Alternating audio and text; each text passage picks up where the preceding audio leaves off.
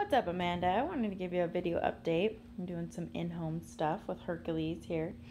I'm just in the kitchen doing some dishes, cleaning up the house, and wanted to show you some of the stuff that I practice with dogs in my house. So a lot of it is placing. Come on, buddy. Place. Good boy. Good. So you should be able to go to the bed without me going all the way over there. My house has a pretty good layout for practicing out of sight placing.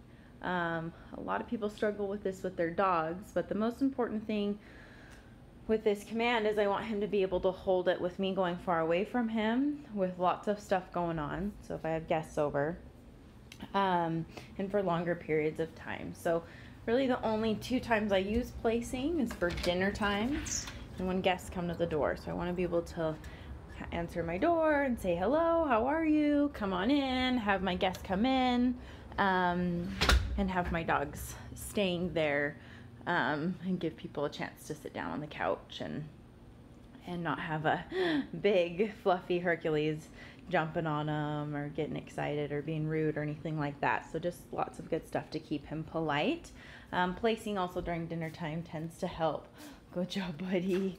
Good job. Tends to help with manners around kids and just if you have a dinner party or something like that. Couple rules that I have with this is I kind of like to keep it a little bit in his own space. So in my living room, like somebody can sit down and they're not in his space and he's not in their space.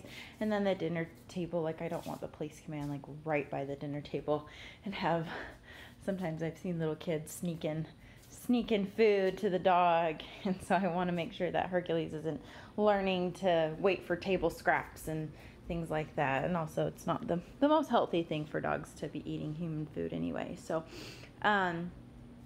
placing in the house, dinner time, and when guests come to the door. You can practice this, like having kids go and ring your doorbell or, you know, whatever, like, or if you just have people over quite frequently. You can practice like knocking on the door. He knows it's me. We've done this exercise a lot, but it does help when you have a extra party to help you practice this with him. So first little bit, I want you being married to his e-collar. So I have his e-collar with me. And so I want to, he's so lazy.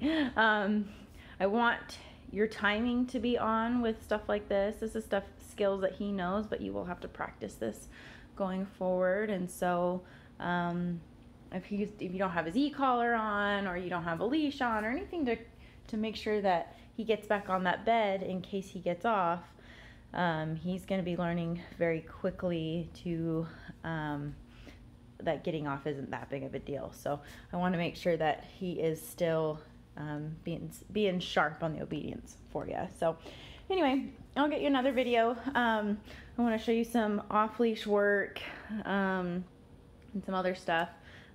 Placing is only part one of what I want people to do during the day.